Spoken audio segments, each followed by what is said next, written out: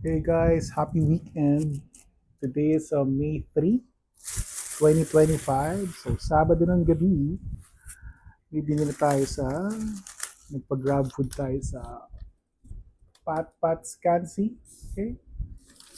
So, hindi ko actually alam kung ano yung lasa ng masarap na kansi. But for me, ito yung first time kong nakatikim ng kansi dahil sa kakanood ng vlog ni Chef JP. Kaya, nag-crave ako ng kansi. Ayan. This from Pat Pat's Kansi. Okay, as you can see, ito yung sabaw. Alright. Nagbibenta sila dati yung extra sabaw pero I think baka dine-in lang yun. Ayan, konti lang yung sabaw niya pero super sarap niya. And there's this jousting stick for for the bone marrow. And this is the bomb, the bone marrow.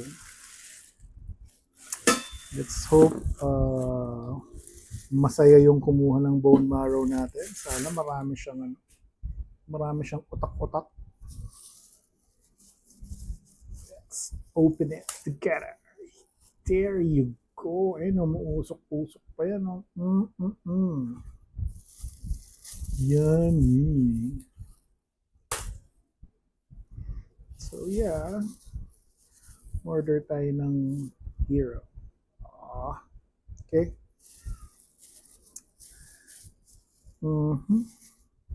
For me, kung may iba kayong suggestion ng masarap na kansihan along the metro, feel free to comment para maka-order naman tayo doon or maybe puntahan natin. But for me na walang alam kung anong lasa ng masarap na kansi, Pat Kansi is good enough for me. Again, for suggestions, guys, please feel free.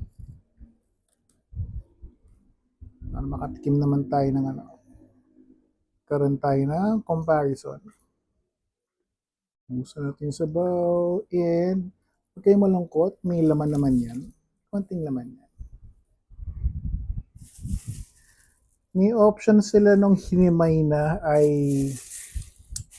strongly suggest na dito kayo sa yung kayo yung maghihimay. That. This is 400 pesos pala. It's a bit pricey. Again, treat myself every weekend.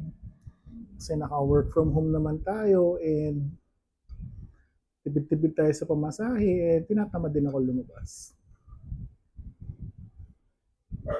Yan yung kadate ko nag-cancel. Charot! Okay, tikman na natin to. Here you go. Ano?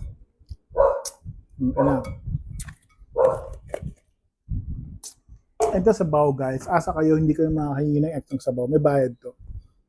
May bayad na nga, ayaw pa nila. Quality naman.